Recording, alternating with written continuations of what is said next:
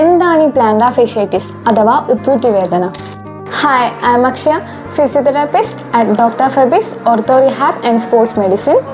So നമ്മുടെ heel ബോണിനെയും ടോസിനെയും തമ്മിൽ കണക്ട് ചെയ്യുന്ന ഒരു തിക്ക് ബാൻഡ് ലൈക്ക് സ്ട്രക്ചറാണ് ഈ പ്ലാന്റാർ ഫേഷ്യ.